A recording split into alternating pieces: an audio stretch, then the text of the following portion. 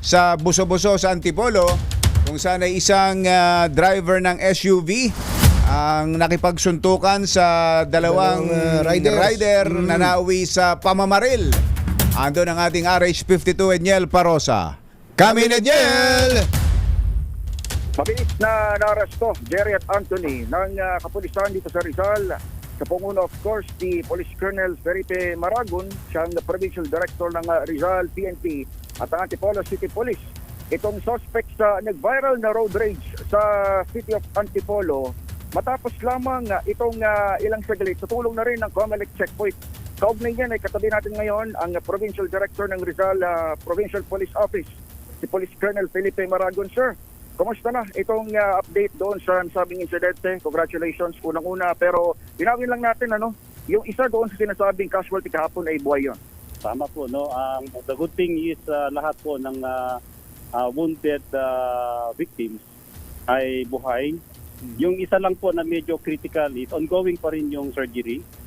But yung dalawa po na biktima ay na-discharge na at yung isa naman po ay nailipat na sa ward. Ibig sabihin na for recovery na yun. So lilawi ko lang yung critical na condition kasi malapit ang binaril. Siya yun, yung rider na bumulong. Yung rider. Tama po. Ito yung matanda, no? Hindi naman matanda, mga 50s, no? 50s yung edad nitong nabaril na. Saan tama nun? PD, saan po ang tama nung 50 plus na yun? Sa ulo po, sa ulo. Sa ulo talaga. Sa ulo, Naku, delikado na sa ilalim na po pala ito sa surgery, ano? Tama po, ongoing po yung surgery operation po sa kanya. Oo, pero parang maraming putok 'yun ang inabot nung rider na 'yun. Isa lang ang tama noon, PD? Tama po, isa lang yung tama. Oo. Yung babae na tinamaan daw sa braso. Tama ba sa braso? At ano ba talaga ang relationship niya dun sa Namaril? Sa Namaril? Initially, nung in-interview ko po yung suspect, itong namaril is partner niya. Kasama niya dun sa SUV. Kaso lang nung nagkaroon na ng confrontation, verbal at physical, lumabas din siya. Oo. At nung nagpuputok na itong ating gunman, ay natamaan niya itong partner niya. At na-discharge naman niya. Ano bang pinagmulan nung pinaka-altercation? Kasi para makita namin doon sa video, mukhang medyo kinuyog pa itong SUV driver ng mga nasa paligid bago siya bumunot ng baril. Well, initially po, yung information na nakalap natin sa Antipolo Police Station ay gigitan kalsada. Ang allegation ng ating biktima, ito actually mag-ama to, no, na nakamotor, tig-isa silang motor. Yun pala. Anak ang nakagitikan. Then itinawag niya sa ama niya dahil may communication sila sa motor through yung gadget, no? At yun nga nung huminto, yun nga na-confront nila tong driver. At nauwi sa verbal.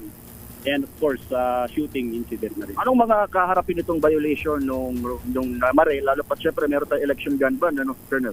Tama po, no? Pine-prepare na po yung complaint natin na frustrated homicide. 4 counts yun. May violation of Republic Act 10591. Ito yung Firearms and Ammunition Regulation Act. Comprehensive Firearms and Ammunition Regulation Act. At saka po yung Omnibus Election Code dahil po yung ongoing pa rin natin Gun ban. Oo. May papel ba 'yon, PD? May lisensyado sa kanya yung barel? Tama po, ngayon lang natin kuha yung result of verification from the Firearms and Explosive Office. Oo. Dahil walang maipakita initially itong suspect natin ng dokumento. But meron po tayong nakuha at registered sa kanya. Registered naman sa kanya. Magandang i-highlight din dito, Jared Anthony, dahil doon sa police report ko doon ni Kamali Colonel, wala pang isang oras or more or less isang oras, na-arrest agad yung suspect. Ang nakasukol sa kanya is yung Comelec checkpoint, yung election checkpoint po natin. Maaari niyo bang makwento, sir, yung nangyari? Well, yun nga, I commend the personnel, lalo na yung mga arresting officers ng Antipolo Component City Police Station dahil sa maagarang responde that led to the arrest of the shooter, itong suspect natin. Mm-mm. No, nagkaroon ng habulan, drug-led operation, na itawag sa mga entrance and exit points ng Antipolo.